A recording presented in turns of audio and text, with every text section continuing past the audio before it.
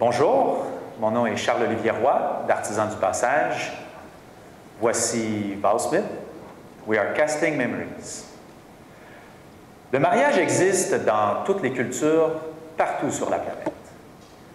Deux personnes se choisissent pour s'unir devant témoins et se jurer un amour inconditionnel. Au point culminant de la cérémonie, un échange de bagues qui vient sceller cet engagement.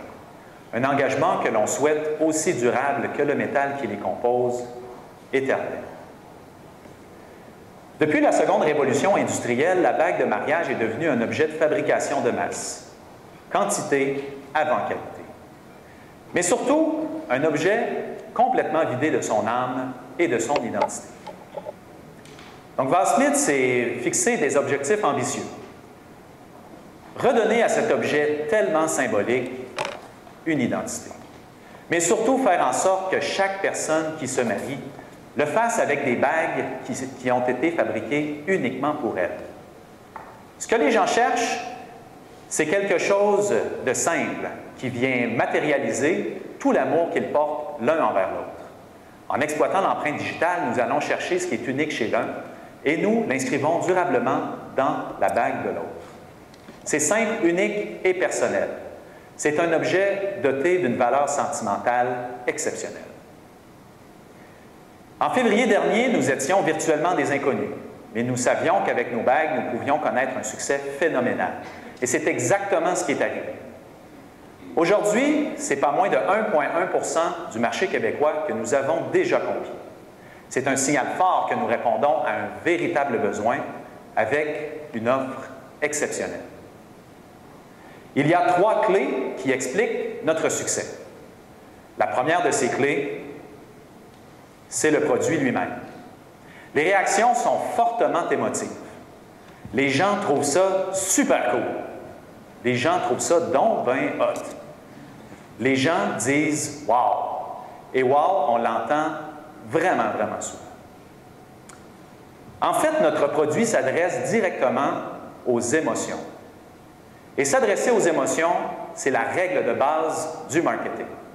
Ce qui nous amène à la deuxième clé de notre succès, c'est nos stratégies marketing. Notre clientèle cible, c'est d'abord et avant tout la femme fiancée.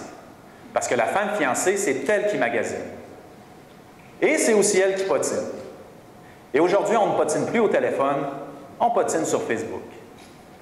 Et vous savez que sur Facebook, on peut choisir notre statut matrimonial. Si notre cible passe de en couple à fiancé, nous avons des publicités qui lui sont destinées. Et elle verra apparaître nos bagues personnalisées directement dans son fil d'actualité. Par contre, si notre cible ne change pas son statut matrimonial, on va aller la chercher autrement. Nous allons aller la chercher par son réseau de contacts. Les 11 500 personnes qui suivent notre page aujourd'hui nous donnent accès à 1,4 million de murs Facebook. Et c'est l'équivalent d'une personne sur 4 au Québec qui est sur Facebook que nous pouvons rejoindre directement par nos publicités. Donc, la femme fiancée, si elle n'a pas changé son statut, elle se retrouve probablement dans les 1,4 millions de gens que nous sommes capables de rejoindre. Ces stratégies-là ont été extrêmement payantes pour nous parce que notre produit est parfait pour la caisse de résonance qu'est Facebook. Et même Facebook l'a reconnu. Il s'est dit grandement impressionné par le succès de nos campagnes, impressionné au point d'en faire un cas d'étude officiel. En fait, pour résumer ça à une seule donnée, pour chaque dollar de publicité qu'on passe avec Facebook, on va générer 13 $ de revenus. Nous avons une campagne de stratégie éprouvée qui a fait ses preuves de croissance. Ça prend maintenant une capacité de production, ce qui nous amène à la troisième clé de notre succès, une capacité de production infinie. Nous sommes tous ici plus ou moins amateurs de technologie. Vous avez entendu parler de l'impression 3D et à quel point elle est en train de révolutionner la façon dont on fabrique les objets. Eh bien, sachez qu'en bijouterie, l'impression 3D nous permet d'imprimer directement en or.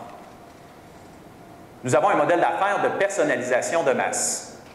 Et l'impression 3D, c'est définitivement la méthode de production la plus efficace à cet effet. Maintenant, ce que l'imprimante attend de nous, c'est un modèle 3D. Et c'est dans la génération de ce modèle que réside toute l'innovation de Val Smith. Le client n'a qu'à prendre une bonne photographie de son doigt et instantanément, on va recréer les détails de son empreinte en 3 dimensions. Et ensuite, on va appliquer ces détails sur le modèle de bague qui aura été choisi par le client. Donc, en somme, c'est le client qui est responsable de la modélisation 3D de sa bague. Donc, à ce niveau-là, notre capacité de génération de modèles 3D, elle est infinie parce que tout est logiciel. Et quand la transaction est approuvée, le modèle 3D est déjà prêt pour la fabrication. Notre unité de fabrication actuellement peut générer jusqu'à 15 000 bagues par année, ce qui nous permet d'aborder le marché nord-américain avec confiance. Toutefois, notre modèle d'affaires a ceci de particulier, nous pouvons envoyer les bagues par Internet à des centres de fabrication qui peuvent être situés partout à travers le monde, là où la demande le justifie. Et dans chacun de ces centres de fabrication, si jamais l'imprimante 3D atteint sa capacité de production, la meilleure solution, c'est d'en installer une deuxième et une troisième, et ainsi de suite. Et c'est en ce sens que nous pouvons vous dire que notre capacité de production, elle est infinie. En fait, ce qu'on vous présente aujourd'hui, c'est un modèle d'affaires d'avenir. C'est une symbiose entre ce qu'il y a de plus fort au niveau du logiciel et des nouvelles capacités de production. Nous avons un produit qui interpelle les gens directement au cœur, une forte charge sentimentale. Nous avons des stratégies de marketing ultra efficaces et nous avons une capacité de production infinie, ce qui fait que nous pouvons nous adresser au marché mondial. Et notre premier arrêt, c'est le marché asiatique, parce que ce sont les plus fortes densités de population, mais ce sont aussi les taux de mariage les plus élevés au monde. Alors pour nous, le marché asiatique, c'est 25 millions d'unités par année. C'est le marché potentiel asiatique. Et nous aborderons tous ces marchés avec la même philosophie, faire en sorte que chaque personne qui se marie puisse le faire avec des bagues qui ont été conçues et fabriquées spécialement pour elle. Et comme ces bagues sont la véritable vedette de notre modèle d'affaires, je vous invite maintenant à constater la qualité de notre travail. Mon nom est Charles-Olivier Roy d'Artisans du Passage. C'était Val Smith. We are casting memories.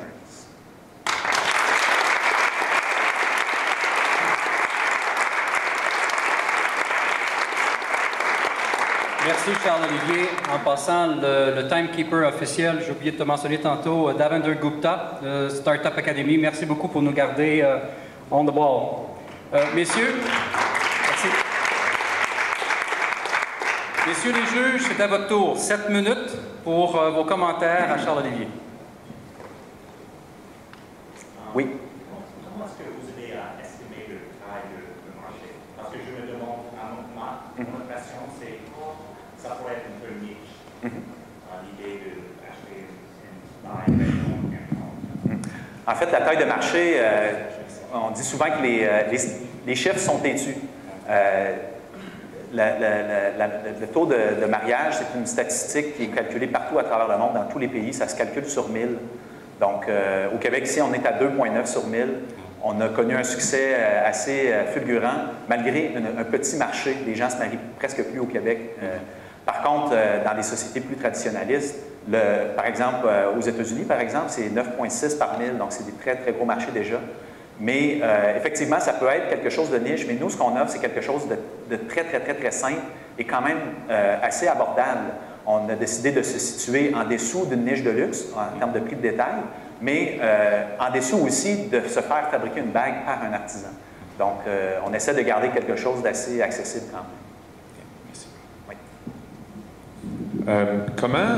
Merci. Félicitations. Merci. En passant. Moi, je voulais savoir, en fait, comment est-ce que vous allez vous protéger? J'imagine qu'il y a une forme de risque de copie. Si c'est aussi simple que ça à produire, dans le fond, puis surtout si vous attaquez au marché asiatique, qui sont des experts, en tout cas, qui sont des experts là-dedans, comment est-ce que vous allez vous protéger avec toute votre valeur ajoutée pour la clientèle? En fait, je vous remercie de la question parce qu'on s'y attendait un petit peu aussi. En réalité, je suis vraiment content que vous voyez que ça a l'air simple à faire, mais ce n'est pas si simple que ça. Si ça avait été si simple, l'industrie l'aurait probablement déjà fait parce qu'il existe une façon de faire traditionnelle, c'est par moulage. On moule le doigt et on va couler éventuellement une bague en métal qui va représenter l'empreinte digitale. Par contre, ce modèle d'affaires-là est impossible de faire à grande échelle parce que ça demande des manipulations, de la main-d'œuvre et aussi un contact avec le client. Donc, nous, la solution qu'on apporte, c'est d'utiliser des technologies d'aujourd'hui. Puis, donc, ça veut dire que les portes pour les brevets, elles existent. Nous, aujourd'hui, on a des stratégies qu'on ne peut pas nécessairement dire, qui ne sera pas nécessairement techniquement comment fabriquer, mais des façons d'aller acquérir un client et que si la concurrence n'a pas cette façon-là, on va avoir une barrière de protection. Merci.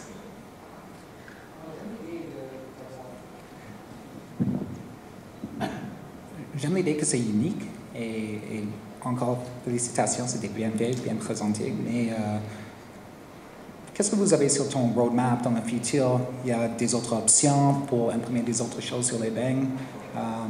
Parce que c'est un petit peu niche, alors je ne sais pas si c'est les autres options. Merci de la question. Ça me permet également de faire si c'est un roadmap, mais je peux vous expliquer ce qu'il y a en arrière de nous. J'ai commencé dans le funéraire avec des visages de personnes décédées.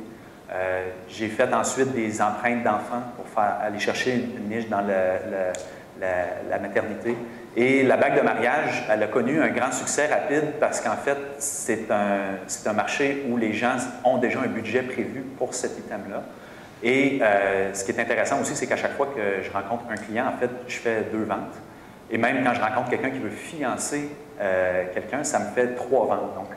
Donc pour l'instant, on mise beaucoup sur le marché du mariage, mais éventuellement, il y aura d'autres produits qui seront ajoutés à la gamme. Oui, oui. Oui, tout à fait. Ben, je ne sais pas si vous avez vu passer dans les diapositives, mais on inscrit une inscription manuscrite. Donc, les clients fournissent eux-mêmes l'inscription qu'ils veulent inscrire à l'intérieur de leur bague. Et ça, c'est quelque chose qui n'est pas offert sur le marché non plus. Donc, c'est du upsale pour nous aussi. On l'offre déjà en upsale sur notre boutique. Si vous voulez avoir une inscription manuscrite, ce qui est tout à fait sensible aussi pour la clientèle. Donc, avoir vraiment quelque chose de tout à fait unique. En fait, c'est un peu la même question, mais moi, je l'aurais formulé. Est-ce que l'avenir de la compagnie, c'est de vendre, d'imprimer autre chose sur des bagues de mariage ou d'imprimer des empreintes digitales sur d'autres objets? En fait, nous, c'est sûr que, tu sais, la deuxième phase, le deuxième produit. Excusez-moi, je La deuxième phase ou le deuxième produit, là, oui.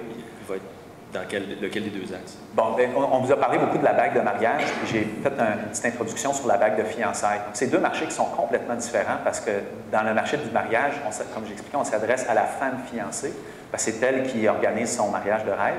Mais si on fait la bague de fiançailles, maintenant on s'adresse à l'homme qui veut demander la main.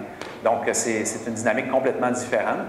Par contre, les émotions sont tout à fait là aussi. Alors ça fait partie de notre roadmap de rentrer la bague de fiançailles. Pour vous donner une idée, aux États-Unis, le marché de la bague de mariage, c'est 3,5 milliards annuellement. Et le marché de la bague, j'ai dit mariage, le marché de la bague de fiançailles, c'est 6 milliards et demi. Parce que c'est la présence des diamants, parce que les bagues sont plus imposantes. Donc, c'est des valeurs ajoutées encore plus intéressantes à développer. Oui. Est-ce qu'il y a d'autres questions peut-être dans la salle? Ça va. Je vous remercie.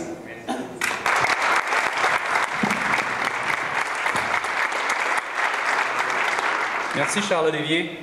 Très intéressant, effectivement. J'ai bien apprécié la présentation. J'amènerai maintenant Carl Hamilton.